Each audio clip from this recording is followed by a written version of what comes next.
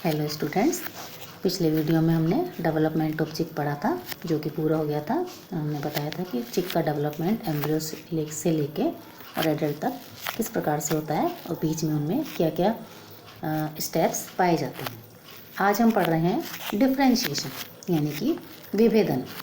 एक वयस्क 3 जनन स्तरों से विकसित एक ऐसा बहुकोशीय जीव होता है जिसमें विविध प्रकार की कोशिकाएं मिलती हैं। एक वयस्क स्तनी जंतु पर अगर अपन देखें तो इसके शरीर में लाल रक्त कणिकाएं, अनेक प्रकार के श्वेताणु, हृदय पेशी कोशिकाएं, आंतरांग पेशी कोशिकाएं, ऐच्छिक पेशी कोशिकाएं, वृक्क कोशिकाएं, त्वचीय कोशिकाएं आदि अनेक प्रकार की संरचना, कार्य व रासायनिक संगठन वाली हजारों कोशिकाएं पाई जाती हैं। इसके विपरीत इन जंतुओं के प्रारंभिक भ्रूण चंद कोशिकाओं के बने होते हैं जो लगभग एक साथ प्रतीत होते हैं।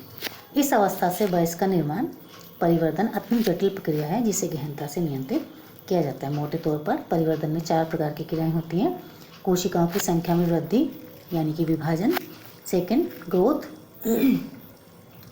थर्ड कोशिकाओं में मूवमेंट और फोर्थ कोशिकाओं के स्वरूप में परिवर्तन। तो कोशिकाओं के एक दूसरे से भिन्न हो जाने व अपनी प्रारंभिक अवस्था से भिन्न हो जाने के प्रक्रम को ही हम विभेदन कहते हैं। एक भ्रूण स्वतंत्र जीवन नहीं जी सकता क्योंकि इसके अंग फंक्शनल नहीं होते। जिस प्रक्रिया के फलस्वरूप भ्रूण के भाग क्रियाशील या कार्यात्मक हो जाएं उसे हम विभेदन कहते हैं। इस तरह गहराई पर जाने पर हम पाते हैं कि विभेदन का आशय यहाँ न सिर्फ कोशिकाओं के स्वरूप के परिवर्तन से है बल्कि कुछ ऐसे परिवर्तन से भी है जिनके कारण कोशिका कार्यकीय या जैव रसायन की दृष्टि से विशिष्ट हो जाती है। तो विभेदन को हम 3 प्रकार से 3 स्टेप में डिवाइड कर सकते हैं। फर्स्ट है मॉर्फोलॉजिकल डिफरेंशिएशन। आकारिकीय विभेदन से आशय कोशिकाओं में आकृतिक परिवर्तनों से हैं। यह सामान्य दृश्य या दिखाई देने वाले परिवर्तन हैं जिनके कारण कोशिकाएं एक दूसरे से अथवा पहली अवस्था से भिन्न दिखाई देने लग जाती हैं। कोशिकाएं ऐसा किसी विशिष्ट कार्य संपादित करने हेतु करती हैं। उदाहरण के लिए पेशी कोशिकाओं में लंबे प्रवर्तों का निर्माण तथा ट्रैकिया की उपकला में पक्षमाप का निर्माण या बनना। इस प्रकार का विभेदन का प्रतिनिधि नहीं है क्योंकि यह संभव है कि कुछ कोशिकाएं आकार की दृष्टि से भले ही विभेदित न हुई हो फिर भी पृथक कार्य संपादित करती हैं। सेकेंड है फिजियोलॉजिकल डिफरेंशिएशन। अनेक बार कोशिकाएं इस प्रकार विभेदित होती हैं कि उनमें आकार की दृष्टि से परिवर्तन नहीं दिखाई देता। उदाहरण के लिए ग्रंथि कोशिकाओं द्वारा स्रावित पदार्थ कोशिका से बाहर विसरित हो जाते हैं। इस प्रकार कोशिकाएं यदि फिजियोलॉजी की दृष्टि से रूपांतरित हो जाएं तो इसे हम कहते हैं कार्यकीय विभेदन। थर्ड है बायोकेमिकल डिफरेंशिएशन। हम जानते हैं कि भ्रूण सभी कोशिकाओं में एक समान ही गुणसूत्र व जीन पाए जाते हैं। इसके उपरांत भी अलग अलग कोशिकाएं अलग अलग प्रकार की होती हैं, चाहे वे श्रावण करें या किसी विशेष पदार्थ का संश्लेषण करें या इन कार्यों को संपादित करने हेतु विशिष्ट प्रकार के एंजाइम प्रोटीन अणुओं से ही बने होते हैं। अतः उपरोक्त परिभाषा को रूपांतरित कर यूँ भी कहा जा सकता है कि विशिष्ट प्रोटीन प्रतिरूपी की उत्पत्ति ही विभेदन है। इस प्रकार विभेदन की जैव रासायनिक आधार पर समझते और परिभाषित करते हैं।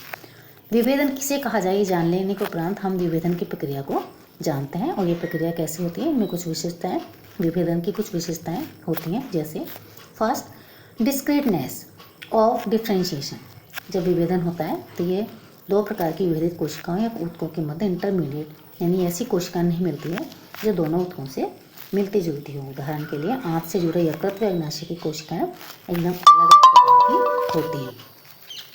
ऐसा नहीं है कि जहाँ अग्नाशय आंत से मिलता है वहाँ अग्नाशय व आंत की मध्यवर्ती गुण व संरचना वाली कोशिकाएं मिलती हों। इस प्रकार कोशिकाओं की संरचना, कार्यकीय व जैव रासायनिक संगठन में कोई सटीकता नहीं पाई जाती। सेकेंड है stability of the differentiated state. सामान्यतः एक बार विभेदित हुई कोशिकाएं अपने स्वरूप में परिवर्तन नहीं करती हैं, वे किसी अन्य प्रकार की कोशिकाओं में भी परिवर्तित नहीं होती हैं।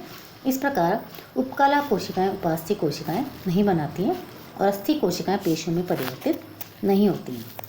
इस स्थायित्व की प्रकृति में मात्रा में अंतर जाति के आधार पर हो सकता है। विभेदित कोशिकाओं के सामान्य परिवेश में परिवर्तन आने से यह स्थायित्व भंग भी हो सकता है। उदाहरण के लिए यूरोडेल जंतु में यदि आँख का लेंस न हटाया जाए तो आँख के आइरिस की वर्णयुक्त कोशिकाएं विभेदित ही रहती है, परंतु यदि लेंस निकाल लिया जाए तो आइरिस की पृष्ठ सीमा की कोशिकाएं वर्णकहीन होकर नए लेंस को जन्म देती हैं। थर्ड है स्पेसिफिसिटी ऑफ सेलुलर एसोसिएशन। विभेदित कोशिकाओं में परस्पर एक दूसरे को पहचान कर उनके साथ ही रहने की प्रवृत्ति होती है। ऐसे ऐसे कोई पहचान का चिन्ह इन पर उपस्थित होता है। इस प्रकार भ्रूण से निकली हुई विभिन्न प्रकार की कोशिकाओं को एक संवर्धन माध्यम में मिला दिया जाए तो ये कुछ समय बाद अपनी जैसी कोशिका के साथ झुंड बनाती है। एक प्रयोग में एम्फीबिया के गैस्ट्रोला की 3 जनन स्तरों की कोशिकाओं को फर्स्ट ए के अनुसार व्यवस्थित किया गया। कुछ समय बाद संवर्धन माध्यम में पाया गया कि कोशिकाएं एक विशिष्ट प्रकार से संपन्न हो गई हैं। बाहर की ओर एक्टोडर्म, अंदर की ओर एंडोडर्म कोशिकाएं थी और मध्य में मेसोडर्म कोशिकाएं पाई गई। विभेदन भ्रूणीयावस्था में अथवा पोस्ट एम्ब्रियोनिक स्टेज में हो सकता है। विभेदन किसी कोशिका में जब बाह्य कोशिका के इंडक्शन से होता है तो उसे डिपेंडेंट डिफरेंशिएशन कहते हैं, और कोशिकाएं स्वतः विभेदित होती है तो इसे सेल्फ डिफरेंशिएशन कहते हैं। विभेदन की क्रिया के बीच ही कोशिकाएं विभाजन भी कर सकती हैं। ये आपको डायग्राम में दिखाया गया है। फर्स्ट है कोशिकाओं में गति के कारण परिवर्तन,